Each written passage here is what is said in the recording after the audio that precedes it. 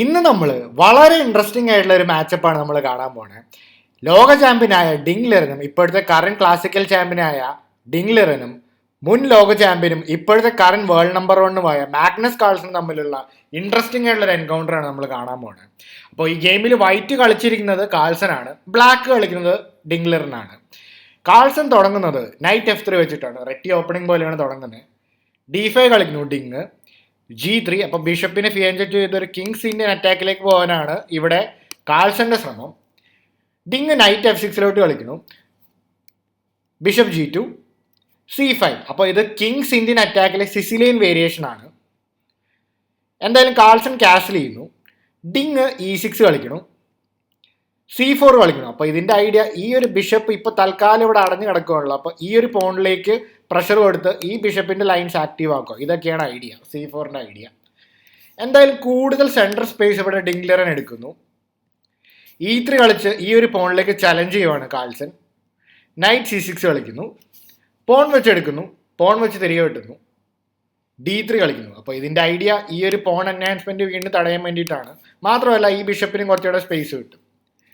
D3 കളിക്കുന്നു, ബിഷപ്പിനെ D6 കളിക്കുന്നു, നൈറ്റ് BD2. അപ്പോൾ രണ്ട് നൈറ്റുകളും പുറത്തിറങ്ങി ഇനി ആക്ഷനിലേക്ക് ഇറങ്ങാൻ തയ്യാറായി കാൾസന്റെ രണ്ട് നൈറ്റുകളും.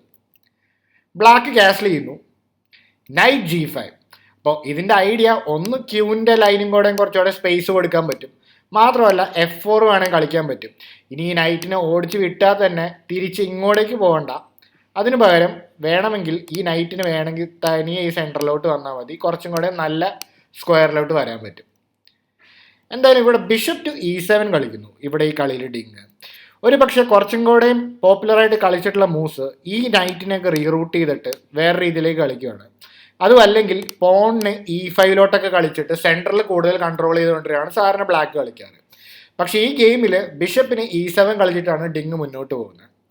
കാൾസൺ എന്ത് ചെയ്യുന്നു, ആ നൈറ്റ് മാറിയതോടെ ഈ ഒരു പോണിന് പുഷ് കൊടുത്തു, F4 കളിച്ചു, റൂക്കിനെ B8 കളിച്ചു. ഇതിൻ്റെ ഐഡിയ ഒന്നത്തെ കാര്യം, ഈ ബിഷപ്പ് ഈ ലോങ് ഡയഗണലുണ്ട്, അപ്പോൾ ആ ഡേഞ്ചറസ് ഡയഗണലിൽ നിന്ന് മാറി. അത് മാത്രമല്ല ഇനി വേണമെങ്കിൽ ഇതുപോലത്തെ പോൺ പുഷ് നടക്കും ഈ റൂക്കുള്ളതുകൊണ്ട്. ക്യൂവിനെ E2 കളിക്കുന്നു, അപ്പം ക്യൂവിനെ നല്ലൊരു പൊസിഷനിലേക്ക് കൊണ്ടുവരുവാണ്. Queen C7, G4. വളരെ അഗ്രസീവായിട്ടുള്ള അറ്റാക്കിലേക്കാണ് ഇവിടെ കാൾസൺ പോകുന്നത്. അപ്പോൾ ഇത് ഒരു ഇംഗ്ലീഷ് ഓപ്പണിങ്ങിൻ്റെ നിയോ കറ്റാലൻ ഡിഫൻസ് വേരിയേഷനിലോട്ടാണ് പോകുന്നത്. G4 പോകുന്നു. ഇപ്പോൾ ഈ പോണിന് നല്ല രീതിയിൽ പ്രൊട്ടക്ഷൻ ഉണ്ട്, ഈ ക്യൂവിന് ഇവിടെ പ്രൊട്ടക്ട് ചെയ്തിട്ടുണ്ട്. ഇപ്പോൾ തൽക്കാലം ക്യൂവിനൊന്നും വരാൻ പറ്റില്ല ഇങ്ങോട്ട്, കാരണം എന്താണ്, റൂക്കും ഇവിടെ കൺട്രോൾ ചെയ്തിട്ടുണ്ട്. അത്യാവശ്യം നല്ല കൺട്രോൾ ഉള്ളതുകൊണ്ട് തന്നെയാണ് G4 കളിക്കുന്നത്. ഇവിടെ പോണിന് B5 കളിക്കുന്നു. അപ്പോൾ B5 കളിച്ചു കഴിയുമ്പോൾ ഈ ഒരു പോണിലേക്ക് ചലഞ്ചുമാണ്, വേണമെങ്കിൽ ഈ റൂക്കിനെ ഓപ്പൺ അപ്പ് ചെയ്യാനുള്ള ഐഡിയയും കൂടെയാണ്. പോണിന് B3 കളിക്കുന്നു. ഈ ഒരു പോണിലേക്ക് ഇവിടെ അഡീഷണൽ സപ്പോർട്ട് പോലെയാണ്. പോൺ വെച്ച് എടുക്കുന്നു, പോൺ വെച്ച് തിരികെ എടുക്കുന്നു, റൂക്ക് B6. അപ്പോൾ റൂക്കിനെ ലിഫ്റ്റ് ചെയ്തിട്ട് ഇനി ബാക്കിയുള്ള പൊസിഷനിലോട്ട് കൊണ്ടുവരാനാണ് നോക്കണേ. ഇപ്പോൾ ഈ നൈറ്റിനെ ഒന്നും ചെയ്യാൻ പറ്റില്ല, ഈ റൂക്കും കൂടെ പ്രൊട്ടക്ട് ചെയ്തിരിക്കുന്നുണ്ട്. അപ്പോൾ ഈ ക്യൂവിനെ ഇനി മൂവ് ചെയ്യാൻ ഫ്രീ ആവുന്ന രീതിയിലാണ് റൂക്കും കൂടെ അവിടേക്ക് വരുന്നത്. നൈറ്റിനെ സെൻറ്ററിലോട്ട് കളിക്കുന്നു കാൾസൺ.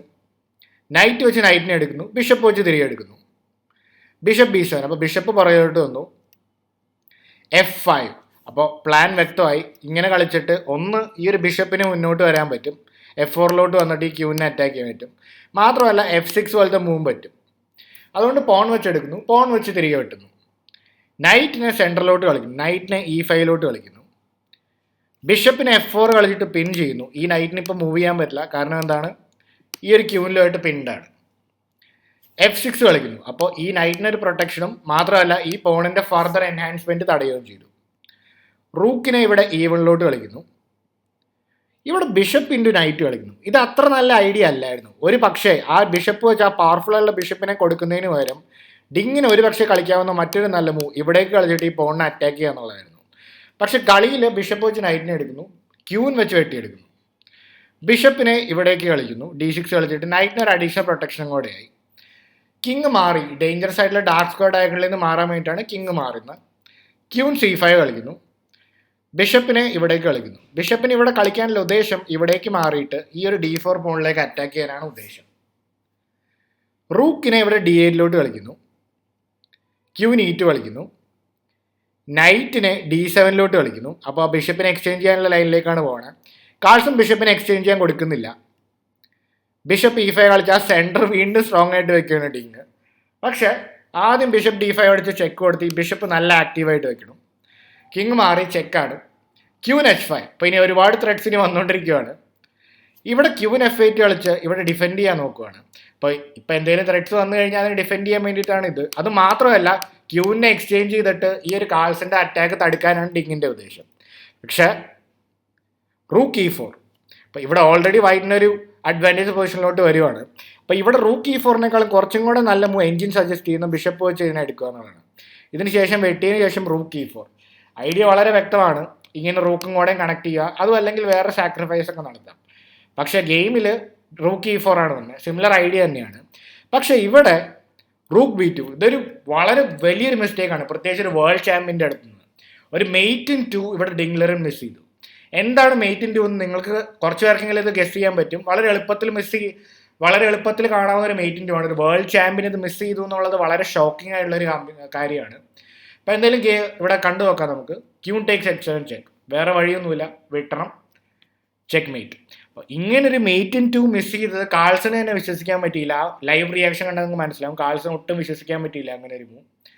അപ്പോൾ എങ്ങനെയുണ്ട് ഈ ഗെയിം നിങ്ങൾ കമൻറ്റ് ചെയ്യുക. അപ്പോൾ കൂടുതൽ ഇൻട്രസ്റ്റിംഗ് ഗെയിംസ് ആയിട്ട് നമുക്ക് വീണ്ടും കാണാം, അടുത്ത വീഡിയോയിൽ കാണാം.